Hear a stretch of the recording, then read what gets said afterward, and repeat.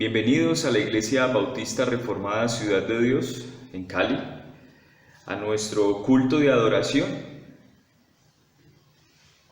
Y el sermón que hoy expondremos es un sermón instructivo. Estos sermones tienen el objetivo de proveer al creyente, a los creyentes, las verdades de la palabra para que desarrollen una vida espiritual estable y creciente. Estos sermones entonces son urgentes, ya que si desconocemos como creyentes la palabra, no tendremos una base donde se apoye nuestra vida espiritual. Y hago esta salvedad para que no se confundan los sermones instructivos con los sermones evangelísticos, ya que de igual forma estos sermones evangelísticos son importantes porque exponen al incrédulo, al que no es creyente, el panorama de salvación, y al creyente le lleva a mirar continuamente la gloria del Señor para ser transformados a la imagen de Cristo. Yo le invito entonces a que abramos la palabra de Dios en 1 Timoteo 3, del 14 al 16. 1 Timoteo 3, del 14 al 16. Esto te escribo, aunque tengo la esperanza de ir pronto a verte, para que si tardo sepas cómo debes conducirte en la casa de Dios, que es la iglesia del Dios viviente, columna y baluarte de la verdad. E indiscutiblemente grande es el misterio de la piedad. Dios fue manifestado en carne, justificado en el Espíritu, visto de los ángeles, predicado a los gentiles, creído en el mundo, recibido arriba en gloria. Te invito a que oremos. Señor, tu palabra dice que nos alegramos con aquellos que dicen, a la casa de Dios iremos. Pero Señor, por todas estas restricciones y por esta pandemia no podemos venir a tu casa para congregarnos y adorarte y compartir con nuestros hermanos. Por eso, Señor, bajo tu nombre y pedimos conforme a tu voluntad, de que puedas quitar estas restricciones, quites esta pandemia, para que el gozo y la alegría de volver a congregarnos pueda ser de nuevo una realidad en nosotros, Señor. Padre, te entrego mi corazón, te entrego mi mente. Usa tu palabra para edificar a tu pueblo a pesar de este servidor, Señor. Te pido estas cosas en el nombre de Cristo. Amén. Algunos árboles pueden engañarnos porque los vemos con toda la apariencia de estar vivos, porque todavía dan hojas, pero en realidad están prácticamente muertos. A veces resulta que el corazón del árbol está destruido, pero todavía le queda algo de sus recursos para florecer y dar hojas. Por eso tiene la apariencia de vida, pero en verdad ya está casi muerto. Así sucede con algunas iglesias, como le ocurría a la iglesia de Éfeso, en donde se encontraba Timoteo. Ante los ojos de los hombres, tienen un prestigio, tienen un nombre, porque se mueven mucho y tienen apariencia de vida, pero en la evaluación y juicio del Señor, están muertas estas iglesias. Recordemos el cuadro tan patético de Sansón en Jueces 16:20, que una vez que Dalila consiguió cortarle el cabello, Sansón perdió la presencia de Dios y el poder del Espíritu. Cuando le avisaron que venían los filisteos, él se levantó pensando que todo seguía igual. Él siempre había vencido por la presencia y el poder del Señor, y ahora quería luchar con su propio poder y sus propias fuerzas, y fue vencido y capturado. Así es a veces con los creyentes y las iglesias. Y qué tragedia para una iglesia o creyente estar muerto y ni siquiera saberlo. Debemos entonces examinarnos como iglesia y como creyentes en qué estado nos encontramos con Dios. para así ser instruidos por la palabra y conforme a ella actuar y hacer los ajustes necesarios para salir del estado en que nos encontramos y así recuperar el poder que Dios nos da por medio de su Espíritu Santo para vencer el pecado y ver la presencia de Dios en nosotros. Para lograr este propósito, encontramos oportuno nuestro texto de 1 Timoteo 3, del 14 al 16, y que lo he titulado La seguridad, la vida y la fe de la Iglesia. Este será pues el título de nuestro sermón: la seguridad, la vida y la fe de la Iglesia. Y lo he dividido en 3 partes. Primero, la seguridad de la Iglesia, versículo 14. Segundo, la vida de la Iglesia, versículo 15. Y tercero, la fe de la Iglesia, versículo 16. Tenemos entonces la división de nuestro sermón en este pasaje de 1 Timoteo 3 del 14 al 16. La seguridad de la Iglesia, versículo 14. Segundo, la vida de la Iglesia, versículos 15. Y tercero, la fe de la Iglesia, versículo 16. A revisar cada una de estas, podremos ir examinando nuestras vidas y darnos cuenta de que si no las tenemos, nos falta la presencia de Dios. Por eso Pablo encargó a Timoteo el cuidado de la iglesia de Éfeso, y lo hace por medio de las instrucciones, ya que la iglesia cada vez más estaba perdiendo la seguridad en la palabra de Dios y estaba poniendo su confianza en los falsos maestros y sus enseñanzas. El desorden en los cultos de adoración, su manera de vestir y el carácter débil de sus líderes solo estaban reflejando la falta de la presencia de Dios en la iglesia de Éfeso y la vida de los creyentes. Por eso miremos nuestro primer punto: la seguridad de la iglesia.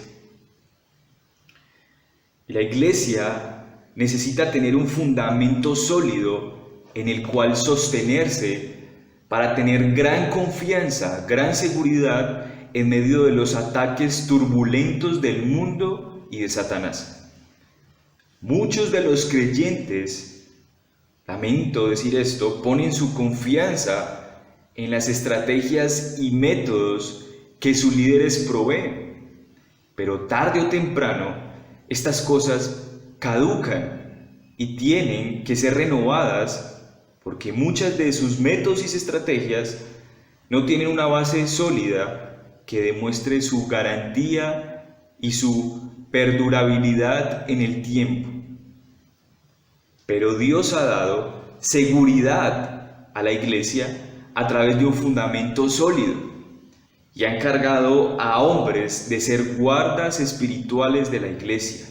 Dios mismo se ha encargado de darle seguridad a la iglesia, dándole un fundamento sólido y encargando a hombres de ser guardas espirituales de la iglesia. A continuación, entonces, veremos 2 seguridades importantísimas para la iglesia. Y eso lo vemos en el versículo 14. Allí vemos estas 2 seguridades. Leamos nuevamente: esto te escribo, aunque tengo la esperanza de ir pronto a verte. Tenemos aquí la seguridad de la palabra de Dios. Al decirnos Pablo, esto te escribo, vemos la seguridad de la palabra de Dios y la seguridad que proveen los pastores. Vemos a Pablo decir, aunque tengo la esperanza de ir pronto a verte. Aquí están las 2 seguridades: la seguridad de la palabra de Dios y la seguridad que proveen los pastores. Miremos la primera: la seguridad de la palabra de Dios. Esto te escribo. Sabemos que estas cosas escritas en la palabra de Dios fueron dadas a los creyentes para que en ellas tengamos gran certeza, gran seguridad. De estas depende nuestro conocimiento de Dios y nuestro conocimiento en la fe y santidad. No podemos entonces pasar por alto estas palabras. Es el mismo Espíritu Santo quien escribió estas cosas usando a hombres como Pablo para escribir las epístolas, o Juan o Pedro. La palabra de Dios es indispensable en la iglesia. Y ella, a diferencia de los hombres, no contiene error alguno, porque ella es la verdad misma de Dios. Pablo le dice entonces a Timoteo: esto te escribo. Y estas cosas escritas fueron inspiradas por Dios, fueron dadas por Él mismo para la iglesia. Pero la pregunta que nace entonces es: ¿pero para qué fueron escritas? ¿Para qué fueron escritas? Y es aquí donde está el meollo del asunto. El cristiano poco sabe para qué le fue dada la palabra de Dios y por eso la toma a la ligera, como si estuviesen hablando de un libro más de su lectura cotidiana o de su biblioteca, aferrándose a los libros de psicología emocional y autoayuda.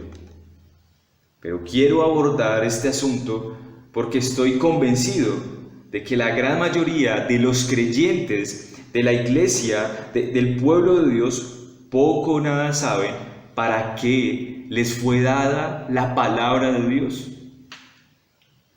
Yo le pido a usted que de estas cosas tome nota, aunque no seré extenso, porque por sí mismo los versículos que veremos se explicarán por sí solos y le ayudarán a ser guiados en su comunión con Dios y examinar si la iglesia y sus vidas están poniendo su confianza en las palabras de Dios o en las estrategias y palabras humanas o cuestiones psicológicas y terapéuticas.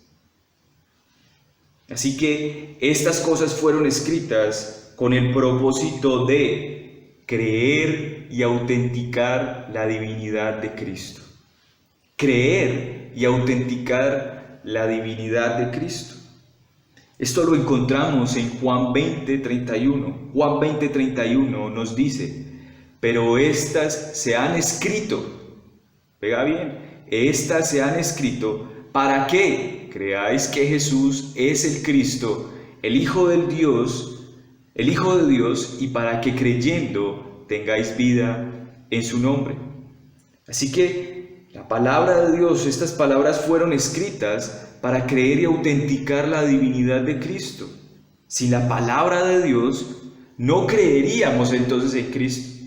Es gracias a ella y su predicación que un día nuestros ojos fueron abiertos y pudimos creer en Jesucristo como nuestro Redentor, como el Mesías prometido, el Hijo enviado de Dios para remisión de nuestros pecados. Y por su nombre entonces, como dice Juan 20:31, tengamos vida. Y usted puede notar esto porque los evangelios registran claramente el nacimiento, la vida y la obra de nuestro Señor.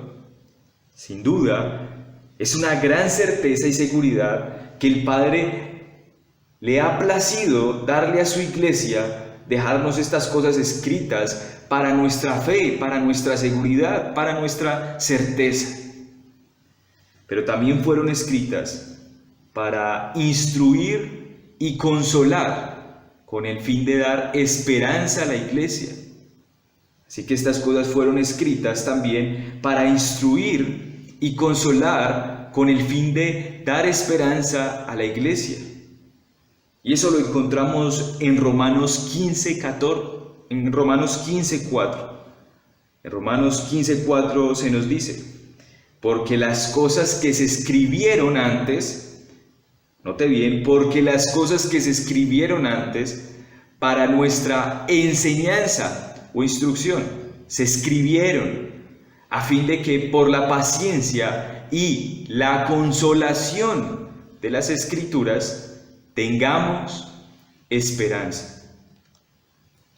La instrucción es dada para informar a la iglesia de cómo soportar y vivir en este siglo malo. La instrucción de la palabra hace eso.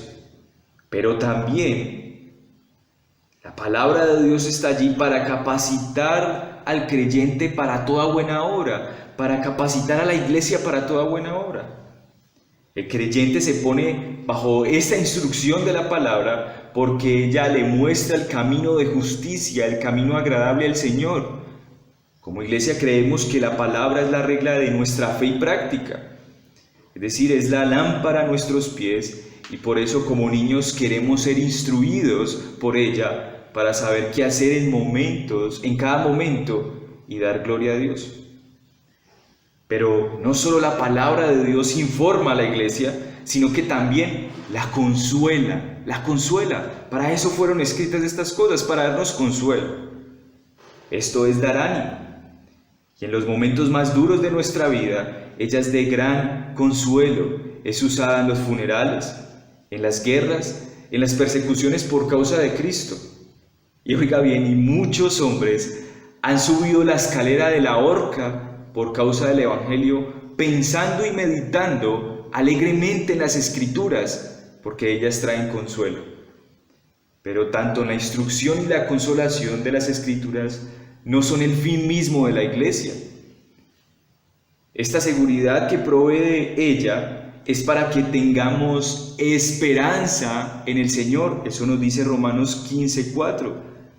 Esto es que aunque en el presente no se ha hecho completo el participar de la gloria de Dios, tenemos grandes promesas que nos aseguran que participaremos de su gloria por toda la eternidad, y perseguir tal anhelo no es en vano.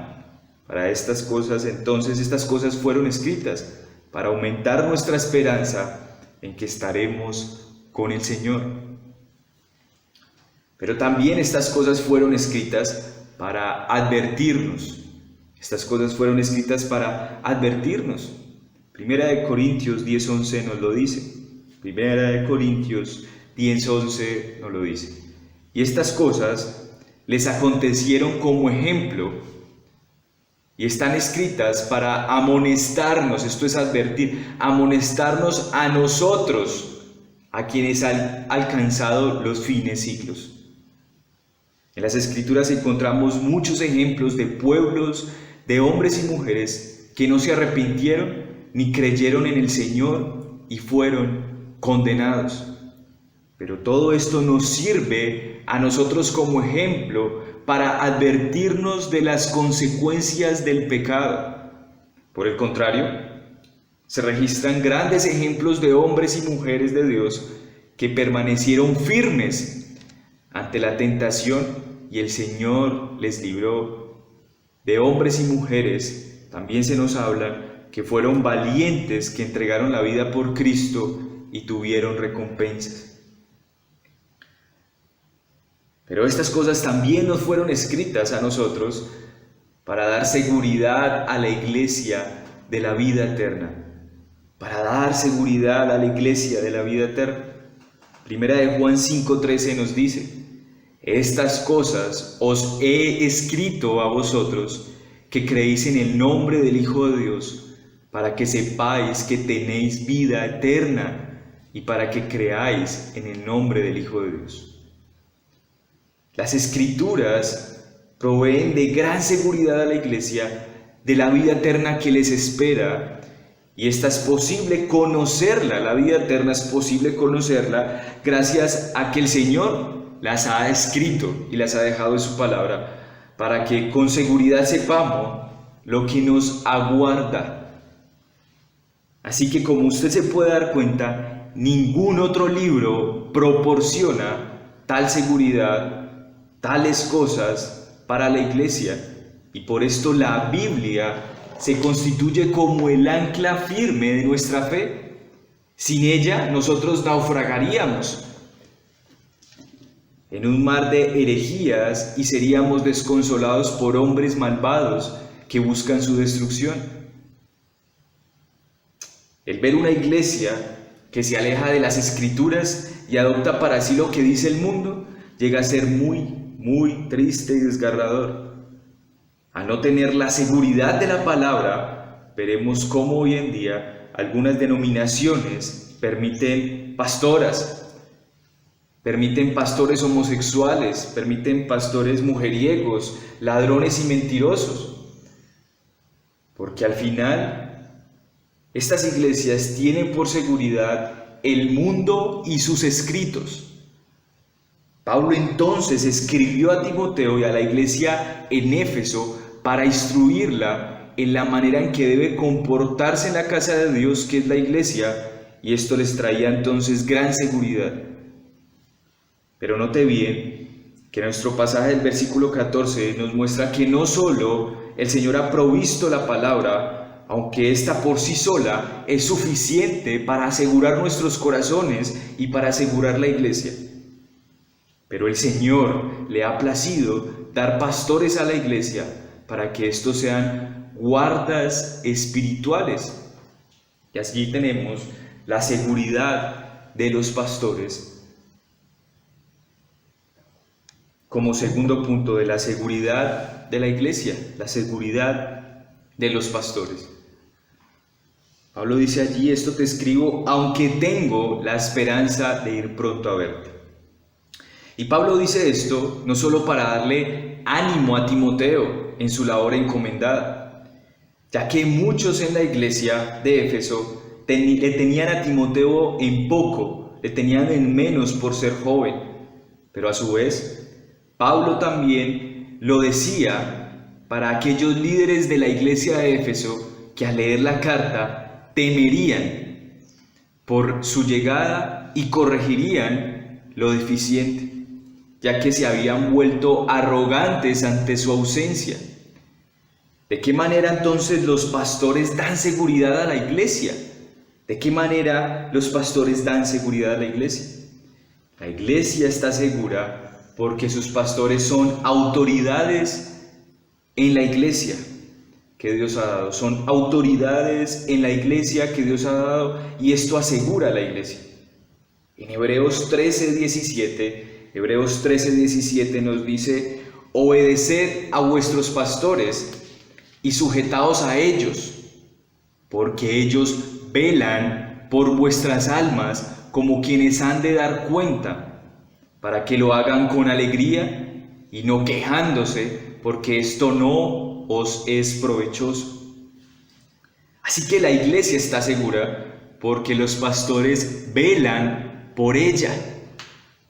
Pero esto poco gusta a la misma congregación, ya que el velar por parte de los pastores requiere que la congregación obedezca y esté sujeta a ellos. La autoridad de los pastores es la misma autoridad de Cristo al predicar y enseñar y aplicar las Escrituras. Así que aquí tenemos que una seguridad de la iglesia son los pastores porque Dios los ha encargado como autoridad, porque ellos velan por el alma de la congregación. Pero la iglesia está también segura porque sus pastores traen disciplina y amor a la iglesia, traen disciplina y amor a la iglesia. En 1 Corintios 4:21 nos lo dice. 1 Corintios 4:21. ¿Qué queréis? ¿Iré a vosotros con vara o con amor y espíritu de mansedumbre? Pablo dijo esto a la iglesia de Corintio. Le dijo: ¿qué queréis pues? ¿Iré a vosotros con vara o con amor y espíritu de mansedumbre? Y una parte esencial de la seguridad de la iglesia es la disciplina que ejercen los pastores sobre la iglesia. Los pastores necesitan utilizar la vara de la corrección si la congregación o algún creyente persiste en pecar. Esta vara no es física, es más bien una acción disciplinaria, como por ejemplo, aquella persona que ha pecado contra el Señor no puede tomar la Santa Cena si permanece en el pecado. No puede participar de actividades de la iglesia, y si finalmente no se arrepiente y se aparta de su pecado, la disciplina es la expulsión de la iglesia. Así que la disciplina provee tanta salud a la iglesia que puedo decir que los pastores que no usan de la vara de la corrección, de la disciplina, tienen una iglesia desordenada, con creyentes orgullosos, inconformes con todo y rebeldes, por no usar la disciplina. Y esto quiere decir de que no trae seguridad a la iglesia. Pero la iglesia también está segura porque sus pastores son los que gobiernan la iglesia.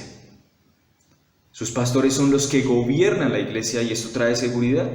Primera de Timoteo 3:5 nos dice: el que no sabe gobernar su propia casa, ¿cómo cuidará de la iglesia de Dios? Los pastores cuidan, dirigen y ordenan la iglesia del Señor. Esto es gobernar. Dirigir y ordenar la iglesia es gobernar. Si no hay un gobierno en la iglesia, la congregación sería desordenada y demasiado descuidada. Esto que hemos visto constituye entonces una gran seguridad a la iglesia. El pueblo de Dios, que sabe cómo van a proceder sus pastores en cada situación, tiene gran seguridad y a la vez tienen temor a Dios, pues no andarían confundidos sin saber cómo actuarán sus líderes. El pastor es predecible en su proceder, es decir, que el pastor o los pastores en su sí son sí y su no es no. Si en la iglesia hay hombres y mujeres que están viviendo en pecado y necesitan ser confrontados, la iglesia no duda en que sus pastores van a usar la disciplina para corregir lo defectuoso. Al igual que saben que si han caído en pecados, se arrepienten, confiesan y se apartan de ellos, entonces sus pastores los tratarán con amor y espíritu de mansedumbre. Así que la iglesia puede estar segura de que sus pastores actuarán de manera certera y bíblica. Pablo le da entonces la total seguridad a Timoteo que va a ir, y Timoteo sabe que Pablo hará todo lo posible por llegar a Éfeso. Al igual que la iglesia de Éfeso sabía que si no ponían en orden las cosas conforme a lo instruido en la palabra de Dios, entonces Pablo vendría con vara, con la disciplina del Señor para corregir la rebeldía. Pero por si tardaba, por si Pablo fuese estorbado o demorado, entonces escribe para instruirlos en cómo debe llevarse la iglesia, en cómo la congregación debe conducirse en la iglesia. La manera en que se conduce una iglesia muestra si en ella hay vida. Por eso, aunque el objetivo de esta sección de la carta de 1 de Timoteo 3, del 14 al 16, es instruir a Timoteo para ordenar y corregir lo deficiente, él debía tener las razones bíblicas para hacerlo. Con esto estoy diciendo que la iglesia no se organiza de la manera en que la congregación quiere o como le parezca. Si así la congregación lo hace, entonces van a formar templos de idolatría.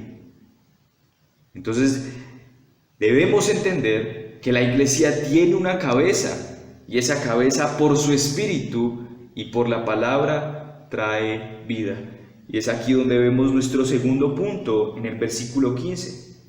Para que si tardo, sepas cómo debes conducirte en la casa de Dios, que es la iglesia del Dios viviente, columna y baluarte de la verdad. Y aquí está nuestro segundo punto, la vida de la iglesia, la vida de la iglesia.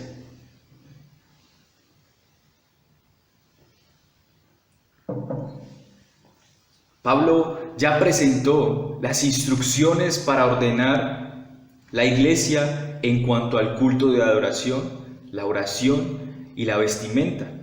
Esto lo presentó desde el capítulo 2, que ya hemos visto, hasta el capítulo 3, versículo 13. Pero también él dio instrucciones para aquellos que son aptos para ser elegidos líderes, pero en sí mismo estas instrucciones no traen vida. Simplemente esto es el fruto de que la vida está operando en la iglesia. Son el resultado del Espíritu Santo y de la palabra de Dios. Por eso, aunque Pablo escribe motivado para corregir lo deficiente, él debe recordarles a la congregación de quién y por qué existe la iglesia. ¿De quién y por qué existe la iglesia? Y él lo hace a través de una metáfora y una afirmación que leemos en el versículo 15. Esa metáfora es la casa de Dios y esa afirmación es la iglesia de Dios. Entonces, miremos esto de la casa de Dios, versículo 15, para que si tardo sepas cómo debes conducirte en la casa de Dios. Y la palabra aquí conducir, traducido del griego, quiere decir volver al camino.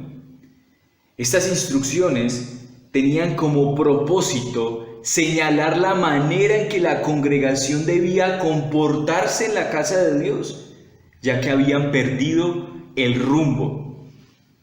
Lo que resaltamos aquí es que hay unas maneras en que la congregación actúa en la iglesia y que esas maneras ya han sido señaladas por Dios en su palabra, en la seguridad de la iglesia.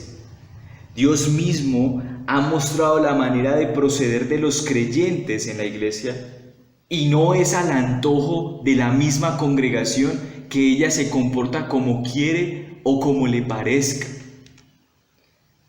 Así que es deber de la congregación y de los creyentes saber las maneras de proceder en la iglesia. Y tal vez muchos se preguntarán, ¿por qué? ¿Por qué es importante esto? Bueno, la razón es porque es la casa de Dios y no nuestra. Es la casa de Dios y no nuestra.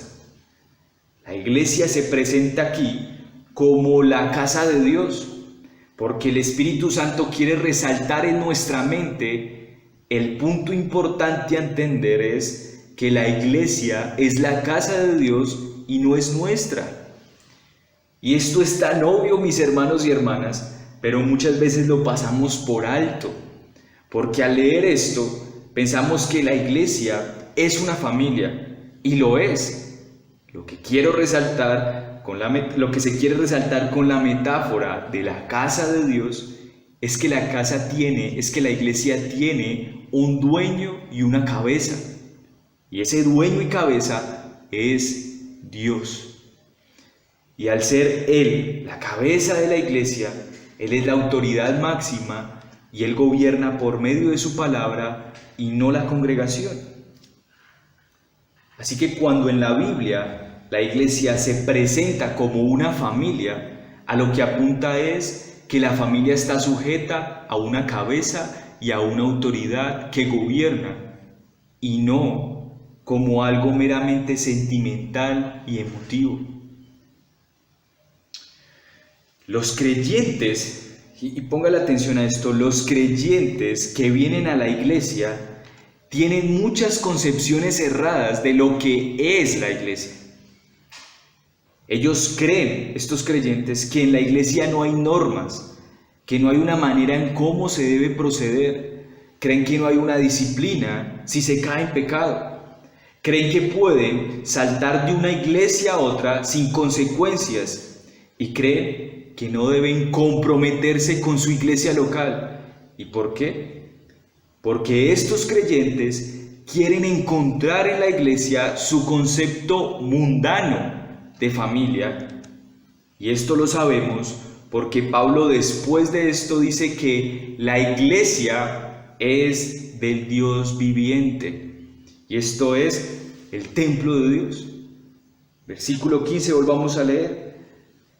La casa de Dios, que es la iglesia del Dios viviente. La iglesia de Dios. Vemos el cambio que hace de la casa, la metáfora de la casa, a una afirmación, a la iglesia. Y esta imagen hace referencia al templo de Dios. Al poner ahora esta imagen en nosotros, nos deja ver que esto es santo y es majestuoso. Pone un sentido de nosotros de reverencia y admiración. Porque nosotros no entramos a un templo gritando y haciendo escándalo y lo que queramos. Entonces sí, la iglesia es la familia de Dios porque Él es el dueño y cabeza, pero también es el templo de Dios porque ahora por el Espíritu Santo Él vive en su nuevo templo que es la iglesia. Pero la intención de estos versículos, la intención de esta metáfora y esta afirmación es reforzar que la iglesia es del Dios viviente. Pablo dice esto porque la congregación estaba actuando como los paganos y sus ídolos. Ellos se habían extraviado por estas concepciones mundanas que estaban permeando la iglesia y no estaban temiendo al Dios único, vivo y verdadero. Ellos estaban permitiendo que la doctrina gnóstica entrara en la casa o templo de Dios y desplazara y quitara la seguridad de la iglesia, que es su palabra. Ellos estaban permitiendo que cualquiera enseñara y que se vistieran como quisieran. La misma congregación no estaba apreciando el templo, la iglesia, y la tenían como un templo de ídolos. Entonces Pablo, al decir que la iglesia es del Dios viviente, nos lleva directamente a pensar en aquello que la Biblia dice acerca de los ídolos. Nos dice la Biblia acerca de esto, que los ídolos no tienen vida, que tienen ojos pero no ven, que tienen manos pero no palpan, que tienen oídos pero no oyen. Y muchos creen, lamentablemente aún creyentes, que Dios no actúa en su iglesia y que la iglesia está muerta y la tienen por templo de ídolos. Pero ¿cómo podemos ver que el Dios viviente está actuando en su iglesia? ¿Cómo los creyentes pueden ver que Dios actúa en su iglesia? ¿Que hay vida en la iglesia? ¿Cómo esto nos ayuda a temer más a Dios y tomar en serio la iglesia del Dios viviente? Bueno, lo primero que nos dice la Escritura es que el Dios viviente actúa echando de su iglesia a los incrédulos y mundanos. El Dios viviente actúa echando de su iglesia a los incrédulos y mundanos. Y esto lo vemos en Josué 3, del 9 al 10. Josué 3, del 9 al 10 nos dice: y Josué dijo a los hijos de Israel: acercaos y escuchad la palabra de Jehová vuestro Dios. Y añadió Josué: en esto conoceréis que Dios es el Dios viviente, que está en medio de vosotros, y que Él echará de delante de vosotros al cananeo, al eteo, al heveo, al fereceo, al gergeseo, al amorreo y al jebuseo.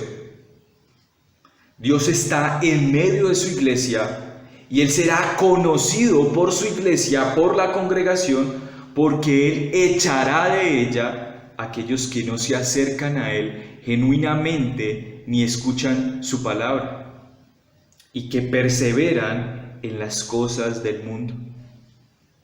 Y esto el Señor lo hará por amor a su pueblo, para que sean guardados de la unión desigual entre incrédulos y creyentes. Esta es una gran evidencia, y es una evidencia notable, de que la iglesia tiene vida cuando Dios expulsa y echa de la iglesia a aquellos que no son de Él. Así que el Señor lleva a cabo este medio de echar a aquellos hombres incrédulos a los pastores. Los utilizan, utiliza el Señor a los pastores para llevar a cabo esto. Pero también como vemos que el Dios viviente actúa en su iglesia, porque el Dios viviente es conocido por cumplir su pacto.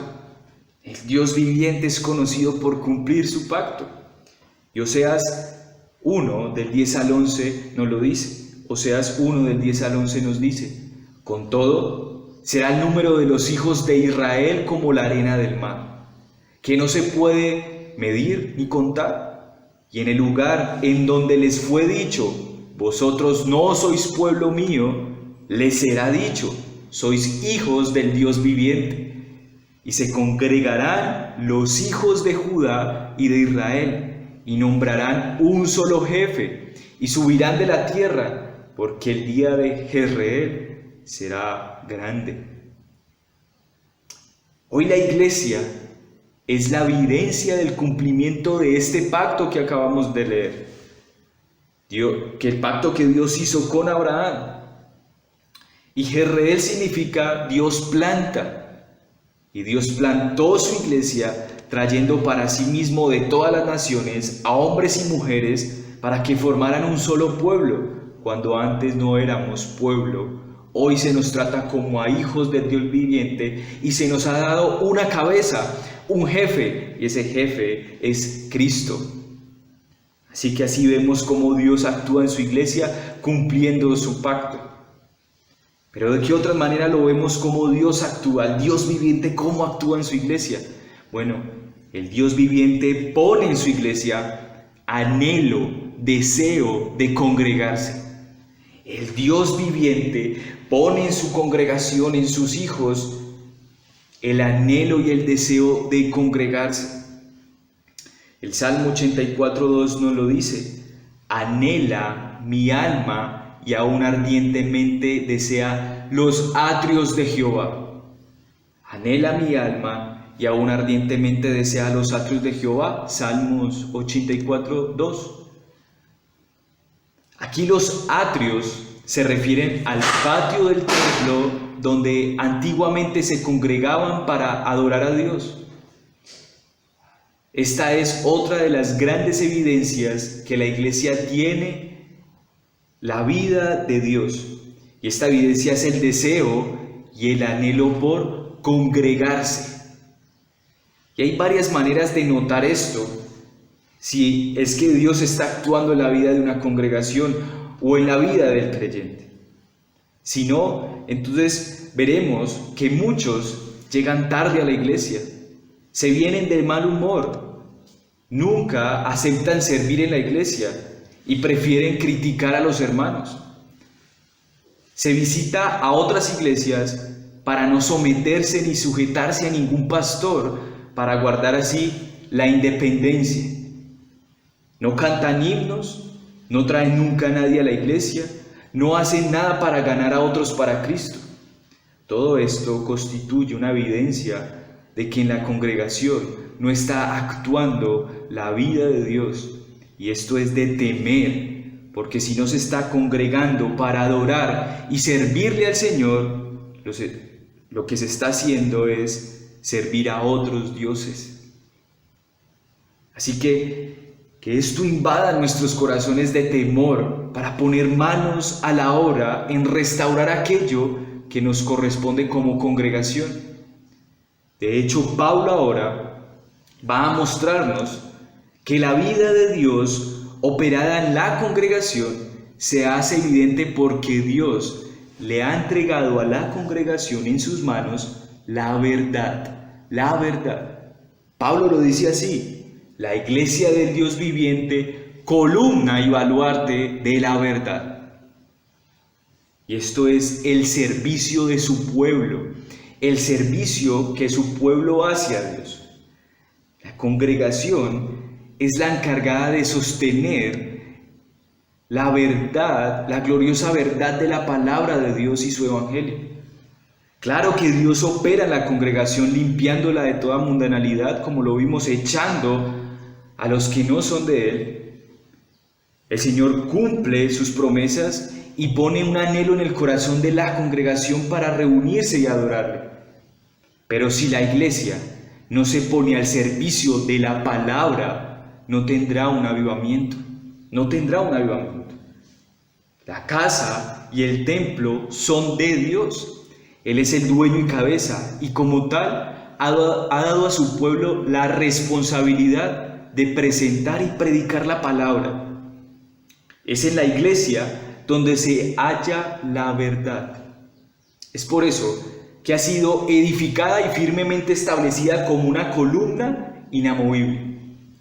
Así que si una persona del mundo nos pregunta, ¿dónde se halla la verdad? Como cristianos, con toda seguridad, podemos decir que se halla en la iglesia de Jesucristo, porque allí se presenta la palabra de Dios en toda su pureza. Y en tal iglesia no debe existir ni hipocresía ni falsa doctrina. La iglesia tiene vida por su servicio a Dios y a su palabra. ¿Y cómo lo hace? ¿Cómo la congregación sirve a Dios y a su palabra? Bueno, primero, oyendo y obedeciendo la palabra de Dios, oyéndola y obedeciéndola. También usándola de manera correcta, guardándola en el corazón, sosteniéndola en lo alto como la palabra de vida, defendiéndola, divulgándola, demostrando su poder en la vida consagrada o en la vida de santidad. De esta manera entonces nosotros servimos a Dios y servimos a su palabra. De esta manera también vemos que la iglesia tiene vida, porque el Dios viviente la limpia de la mundanalidad, echando a los incrédulos y mundanos, cumpliendo sus promesas y dando a su iglesia un anhelo ferviente por congregarse, pero entregando a su iglesia la responsabilidad de servir en el templo a Dios y su palabra. Esto es entonces la vida de la iglesia. Hemos visto los dos primeros puntos, la seguridad de la iglesia, y ahora hemos visto la vida de la iglesia. Pero el corazón mismo de este servicio que la iglesia, que la congregación rinde al Dios viviente, es a causa de la fe, de nuestra fe. ¿Cuál es nuestra fe? Nosotros no servimos simplemente por cumplir y saber cómo comportarnos en la casa de Dios. Lo hacemos porque se nos ha dado vida y se nos ha dado una fe que obra por amor al Señor, porque la fe sin obras es muerta. Entonces nosotros obramos y servimos porque se nos ha dado vida y por ende entonces se nos ha dado una fe que obra por el amor. Así que nuestra fe no es ciega, ella es tan clara y evidente que no se admite cuestionamiento alguno. Y hay religiones que se basan en una fe ciega y absurda que destruye la propia vida o quitan la dignidad de los hombres para servir a sus deidades. Pero el Dios vivo, único y verdadero, nos dice Pablo que se manifestó al mundo, fue justificado en el Espíritu y fue visto por los ángeles, creído en el mundo y recibido arriba en gloria. Y este es nuestro tercer punto, versículo 16, la fe de la iglesia, la fe de la iglesia. Y creo que este es el mejor pasaje que muestra el significado del Dios viviente. ¿Qué significa el Dios viviente? Y esto que voy a decir a continuación lo hago con respeto, ya que yo no soy ningún erudito en la palabra, pero los teólogos y eruditos de la Biblia han pasado por alto que el mismo texto está dando el significado de por qué Dios es el Dios viviente y se ha centrado más en lo técnico que en el espíritu mismo del pasaje, quitándole así una gran fuerza. Nuestro Dios se constituye en el único Dios vivo y verdadero, dueño de su iglesia, que se reveló al mundo, aquel misterio que los antiguos no comprendieron con gran exactitud fue velado, siendo esto el misterio de nuestra fe, o más bien la revelación de nuestra fe, gracias a que el Dios viviente y eterno se manifestó en carne. Se manifestó en carne. ¿Y qué nos quiere decir esto de que se manifestó en carne? Esto muestra así que Dios no es como los ídolos y los dioses imaginarios de los hombres, los cuales no pueden ni ver ni oír, ni mucho menos manifestarse en carne. Pero nuestra fe está fundamentada en que Dios envió a su glorioso Hijo, que nació de una virgen, sirvió a los pecadores, yendo a la cruz. Pero tal manifestación da testimonio claro de sus ambas naturalezas, siendo Cristo verdadero Dios y hombre. Y esto es un gran artículo de la fe de la iglesia del Dios viviente. Quien no crea en Jesucristo, que es Dios hecho hombre, con su doble naturaleza, entonces no hace parte de la iglesia del Dios viviente, pues así fue como se manifestó. La razón de esto es clara y debemos darnos cuenta de ello, porque nuestra fe no es fría y sin sentido. Esta doble naturaleza de Cristo es porque Él vino a buscarnos. Nosotros no podíamos elevarnos hasta Él o ir a Él, mas Él descendió hasta nosotros y esta es la razón de su doble naturaleza. Pero también se nos dice que Él fue justificado en el Espíritu. Esta verdad de nuestra fe es que Cristo, al habitar entre nosotros, fue justo en todos sus caminos. En Él no se halló mancha alguna y fue levantado entre los muertos por el Espíritu Santo, mostrando así que su sacrificio por los pecadores fue aceptado por el Padre, ya que fue el único justo y limpio de pecado. Así se nos dice en otra ocasión que el justo murió por los injustos. Al leer los evangelios, notamos la vida de nuestro Señor. Él no es comparado con ningún hombre por más moral que se encuentre en la tierra. Nadie alcanza su justicia. Tan solo un repaso de estos evangelios nos percatamos de nuestra injusticia y nos percatamos de Cristo, de su justicia. El que no cree que Jesucristo es el único justo, capaz de justificarnos delante del Padre gracias a su obra en la cruz y su resurrección, no puede hacer parte de la iglesia del Dios viviente.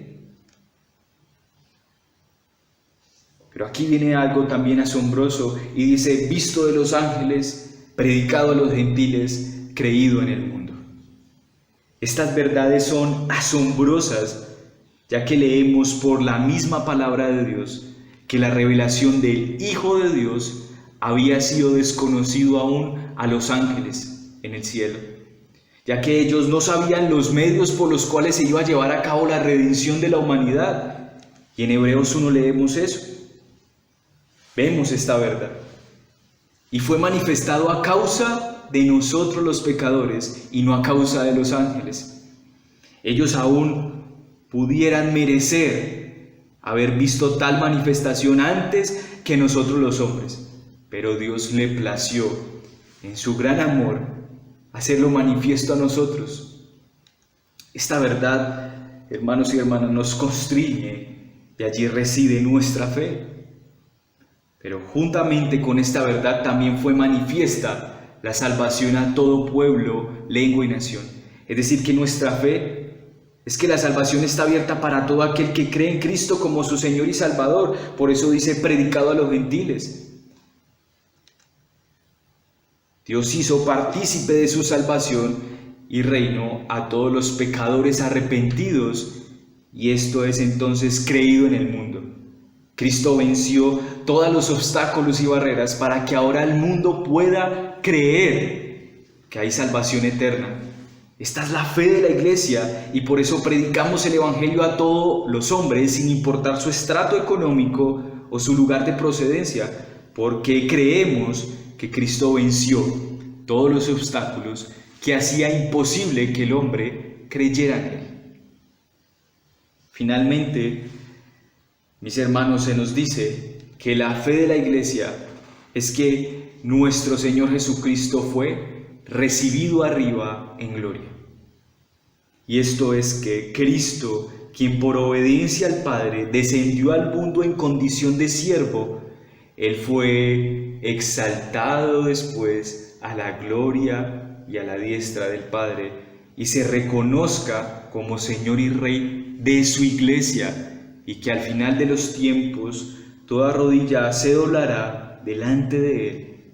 Este artículo de nuestra fe es para motivarnos al único que merece la adoración y es digno de tan semejante gloria y diestra. Y este es el significado más grandioso de las Escrituras sobre nuestro Dios viviente, que habitó entre nosotros como el único justo de los hombres, que le plació manifestarse a su iglesia y derribó todos los obstáculos para que todo aquel que en Él cree no se pierda, mas tenga vida eterna, y finalmente Él sea el único y es el único Rey y Señor merecedor de la diestra del Padre.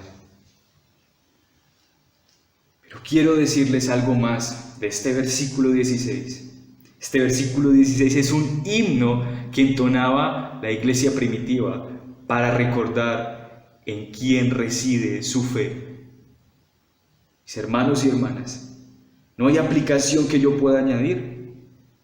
La falta de poder en nuestras vidas y nuestra iglesia reside en que no estamos seguros de la palabra de Dios, que no nos estamos sujetando a los pastores y sus correcciones. Tomamos la casa de Dios, su templo, como lo hacen los paganos con sus ídolos, queriendo manipular a Dios o buscando a Dios por conveniencia. Y hemos abandonado la fe que se nos ha sido dada, tan clara y sorprendente en nuestro Señor Jesucristo. Pero hoy, al haber sido examinados por la palabra y ella misma señalar aquellas cosas que hacen que nuestra vida cristiana no tenga fruto y sirvamos al Señor con gozo y vengamos con Él con un corazón entonces contrito y humillado, sin buscar manipularnos ni acercándonos por conveniencia, sino sabiendo que en Él podemos hallar gracia y restauración para que podamos servirles con obediencia y amor por tan grande obra que hizo a nuestro favor como iglesia. Este es pues nuestra enseñanza instructiva, nuestro sermón instructivo, y yo le invito a que oremos. Señor, gracias por tu bendita y santa palabra, hoy como nos has edificado, Señor, como has mostrado que nuestra vida cristiana no tiene fruto y que nuestra iglesia tal vez no está creciendo porque no estamos seguros en tu palabra, porque no nos sometemos a los pastores, porque venimos no a servirte a ti, sino a servir a nuestros propios deseos y placeres, y porque hemos abandonado la fe bíblica, aquella que se nos ha sido entregada. Yo te pido pues, mi Señor, en el nombre de tu Hijo Jesús, bajo sus méritos, no vengo bajo mi propio nombre, sino bajo el nombre de Cristo, que seas tú concediendo a esta iglesia un gran avivamiento y un gran deseo, Señor, de congregarse y de servirte y de amarte, Señor, y de persistir en la sana doctrina. Guarda las mentes y los corazones de mis hermanos en tu palabra, que ellos no sean, Señor, llevados por cualquier viento de doctrina, sino que sean fortalecidos cada vez más y puedan llevar mucho fruto, mi Señor. En ti quedamos, en el precioso nombre de Cristo. Amén. Bien, mis hermanos y hermanas, espero que el Señor haya hablado a sus vidas y hayan sido entonces escudriñados por la misma palabra. No siendo más, les recuerdo que el día miércoles tenemos nuestro culto de oración donde podemos poner nuestras peticiones para que la congregación esté orando por las necesidades. Una de esas necesidades apremiantes es que el Señor vuelva y traiga la alegría a su iglesia de poderse congregar. Y los días domingos volveremos, esperamos que el Señor pueda el próximo domingo permitirnos reunirnos nuevamente. No siendo más, Dios les bendiga.